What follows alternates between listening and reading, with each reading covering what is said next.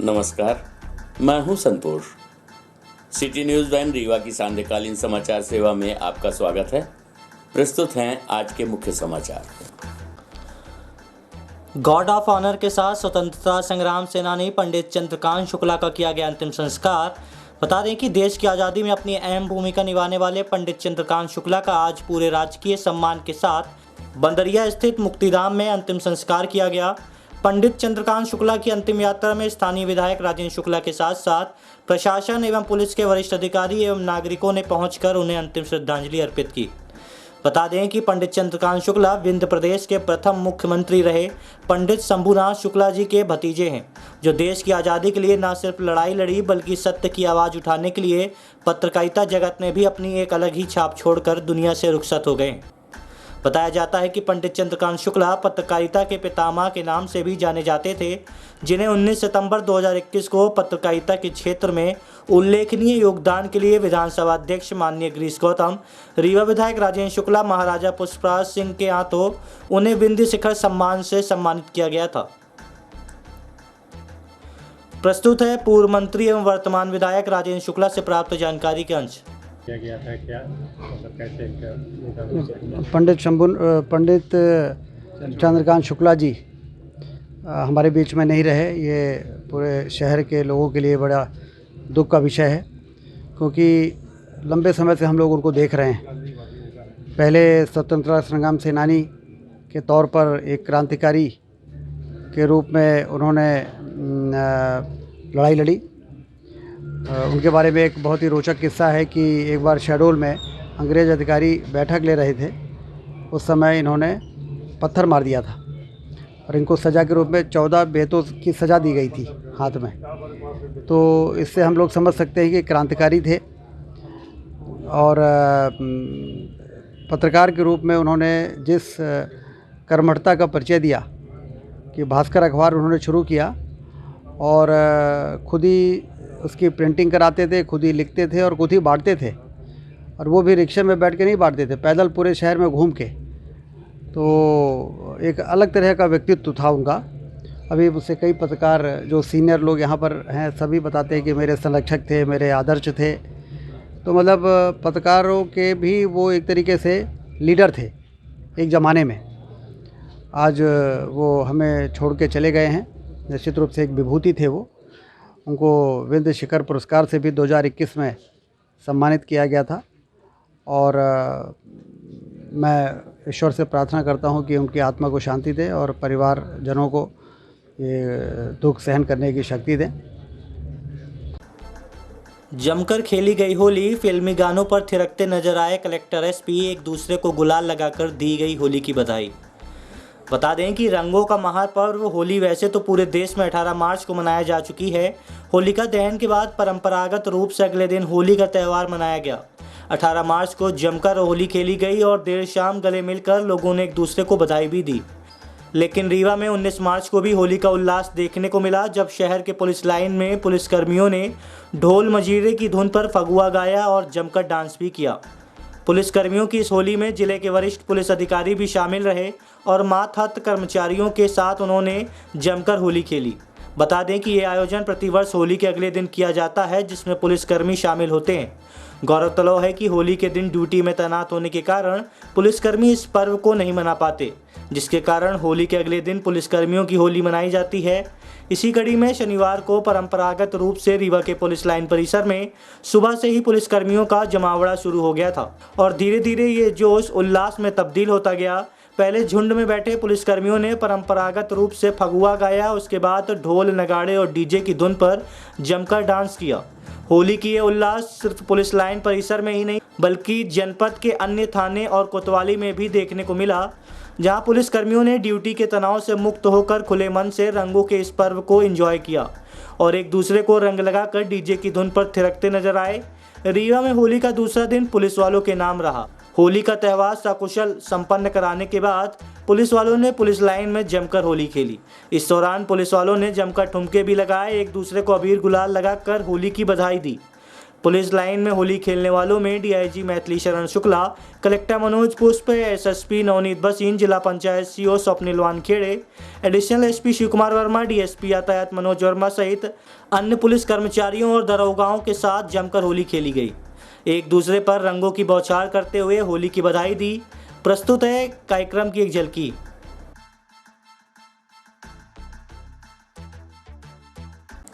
हत्या के आरोपी न्यायालय से हथकड़ी लेकर भागा, पत्रकारों ने दिया साथ, पुलिस ने किया गिरफ्तार। बता दें कि रीवा न्यायालय में उस वक्त हड़कंप मच गया जब एक आरोपी 2 मंजिला भवन से कूदकर पुलिस की कस्टडी से मौके से हथकड़ी सहित भाग गया।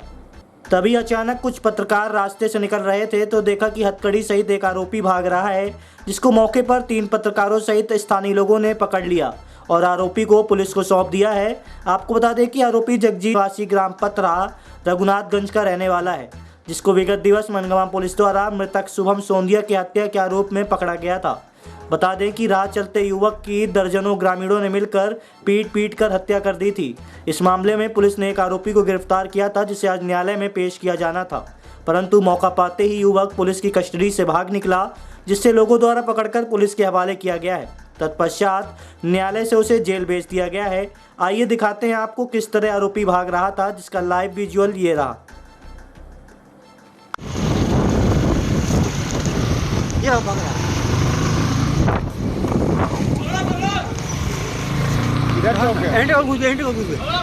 ये खड़ा पकड़िए पकड़िए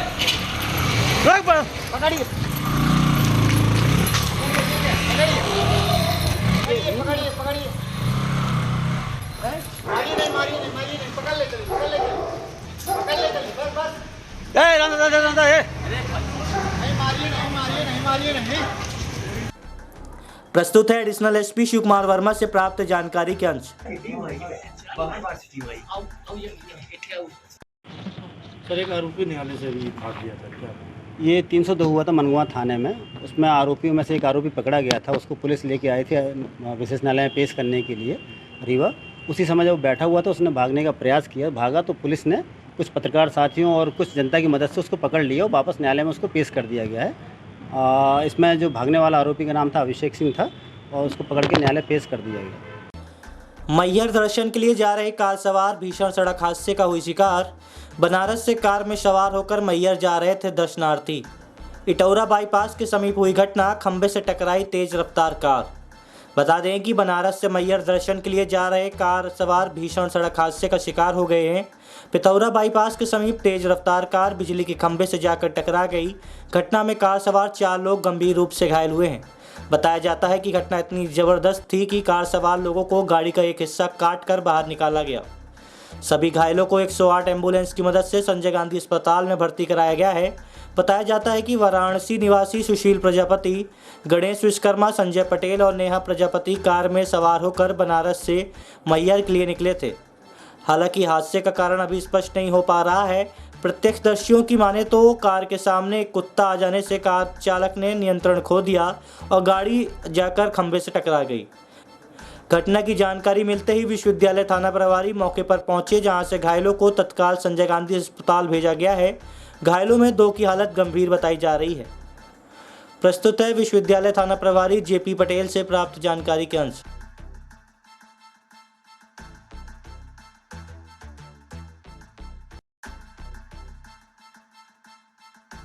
आपके थाना क्षेत्र में ऐसे दुर्घटना हुई है, दुर्घटना क्या कैसे हुई और कितने लोग? अभी सुबह जो है लगभग 7:30 बजे हमें सूचना प्राप्त हुई थी। इटौरा बाईपास के ऊपर एक रोड एक्सीडेंट हुआ है, तो उसमें 4 लोग बनारस के रहने वाले हैं। 4 लोग जैसा कि उनके द्वारा बताया गया कि बनारस से जो है मैहर जा रहे थे दर्शन करने के लिए, तो इटौरा बाईपास के पास जो है एक्सीडेंट हो गया। तो 4 लोग गंभीर रूप से घायल हैं इसमें, जिनको हमने मौके पर पहुंचकर सभी को हॉस्पिटलाइज करवाया है और 2 लोगों की स्थिति थोड़ा ज़्यादा गंभीर प्रतीत हो रही है। और बाकी ऐसा है कि ये हादसे का क्या कारण था, कुछ पता चला? जैसा कि प्रत्यक्षदर्शियों के द्वारा बताया गया है कि सामने कोई कुत्ता आ गया था, तो ड्राइवर के द्वारा संभवतः उसको बचाने का प्रयास किया गया। इसी में गाड़ी जो है अनबैलेंस होकर के बिजली के खंभे से नीचे टकरा गई थी। वैश्य महासम्मेलन मध्य प्रदेश युवा इकाई रीवा द्वारा आगामी कार्यक्रमों की तैयारी को लेकर होटल सेलिब्रेशन में आयोजित की गई समीक्षा बैठक। बता दें कि इस कार्यक्रम में मुख्य रूप से युवा जोड़ो अभियान पर समीक्षा की गई, जिसमें तहसील से लेकर जिला एवं संभाग एवं राज्य स्तरीय तक वैश्य समाज के युवाओं को जोड़ा जाना है। कार्यक्रम में नरसिंहपुर से सुनील कोठारी, सतना से हरिओम गुप्ता, मध्य प्रदेश उपाध्यक्ष वैश्य समाज मनीष गुप्ता, संभागीय अध्यक्ष सुमित गुप्ता, महिला विंग की संभागीय प्रभारी कल्पना गुप्ता, जिला अध्यक्ष के गुप्ता, युवा इकाई के अध्यक्ष पंचीलाल साहू सहित अन्य कार्यकर्ता उपस्थित रहे। कार्यक्रम का आयोजन किया गया। ये वैश्य महासम्मेलन द्वारा पूरे प्रदेश में युवा जोड़ो अभियान के तहत आज हमारे रीवा में और सतना में ये बैठक आयोजित की गई है, जिसमें पूरे जितने भी तहसीलें हैं हमारी, सारी तहसीलों में, सारे नगर में वैश्य युवा जोड़ो अभियान का पूरे प्रदेश में वो हुआ है। तो आज इसका उद्घाटन यहाँ पे सेलिब्रेशन होटल पे हुआ है और हम लोग अब पूरे गांव-गांव जाके युवा जोड़ेंगे और वैश्य समाज की अलग जगाएंगे। तो युवाओं को जोड़ने का इसका क्या उद्देश्य, इसके पीछे क्या? युवाओं को जोड़ने का उद्देश्य है कि वो समाज पे आएँ, समाज से जुड़ें, समाज के कार्यों पे रुचि लें और समाज का मान सम्मान बढ़ाएं। वो जब सामाजिक कार्य करेंगे, समाज से जुड़ेंगे, जो हमारे समाज के पीड़ित लोग हैं जिनको हमारी मदद चाहिए, उनकी जब मदद करेंगे तो कहीं ना कहीं समाज संगठित होगा, समाज बढ़ेगा और समाज का मान सम्मान कायम रहेगा। वैसे समाज को लेकर राजनीति में इसकी भागीदारी को नहीं, अभी राजनीति में कोई भी अपना उद्देश्य नहीं है। अपना प्रमुख उद्देश्य है, हमारे प्रदेश अध्यक्ष जी का भी प्रमुख उद्देश्य है समाज सेवा। हमारे समाज के जो पीड़ित व्यक्ति हैं, कमज़ोर व्यक्ति हैं, उनकी रक्षा करना, उनकी सेवा करना, उनकी मदद करना, बस यही लक्ष्य है। अभी तक क्या प्रयास किए गए समाज के द्वारा? समाज सेवा में कई सारे प्रयास किए गए। जहाँ शादियाँ, कोई गरीब परिवार है, शादियों की में उनकी दिक्कतें आ रही, तो संगठन कई सारे मतलब लोगों को उनकी मदद किया है, उनकी शादियों में मदद किया है। कोई व्यक्ति को अगर गलत तरीके से कहीं परेशान किया जाता है तो संगठन का उद्देश्य है कि उसकी मदद करें, उसको राहत पहुंचाए और कई सारे ऐसे लगातार कार्य हुए हैं। और उससे तो पूरा विंध्य परिचित भी है कि वैश्य महासम्मेलन वैश्य समाज सदैव समाज सेवा में तत्पर रहता है।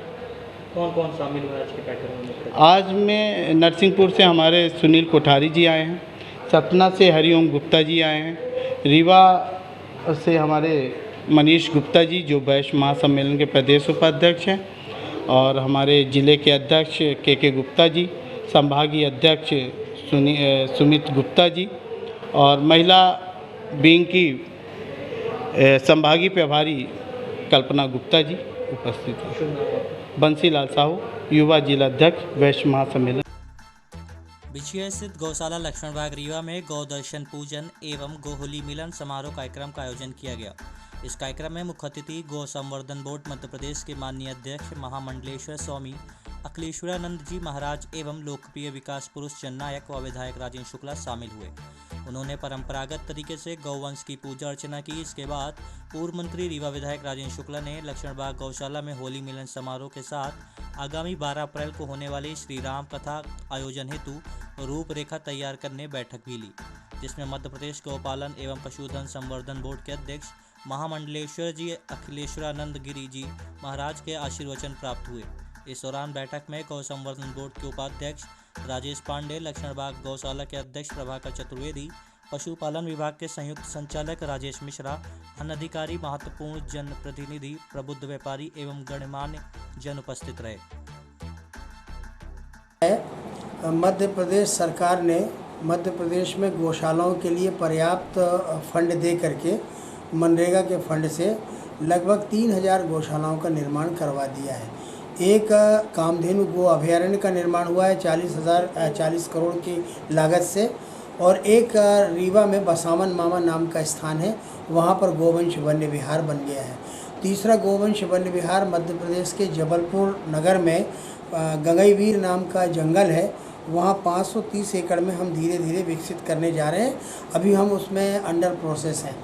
तो मध्य प्रदेश में इस समय गौशालाओं की संख्या जो 1000 गौशालाएं कमलनाथ जी के द्वारा बनाई गई हैं और बाद में 2000 गौशालाओं की स्वीकृति माननीय श्री शिवराज सिंह चौहान जी ने दी थी। तो जो 2000 गौशालाएं शेष है वो अंडर प्रोसेस है, बनती जा रही हैं और जो बनती जा रही हैं उनका संचालन प्रारंभ हो रहा है धीरे धीरे। और जो NGOs के द्वारा गौशालाएं चलाई जा रही हैं उनकी संख्या जो है वो 625 है, जो मध्य प्रदेश शासन के द्वारा गौ संवर्धन बोर्ड की ओर से अनुदान प्राप्त गौशालाएं हैं।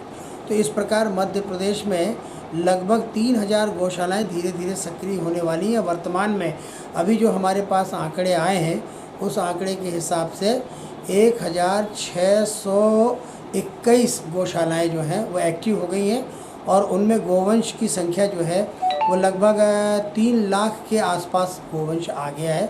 तो उनके भरण पोषण के लिए प्रति गोवंश प्रतिदिन 20 रुपये की राशि मध्य प्रदेश शासन के द्वारा गौ संवर्धन बोर्ड के माध्यम से प्रदान की जाती है।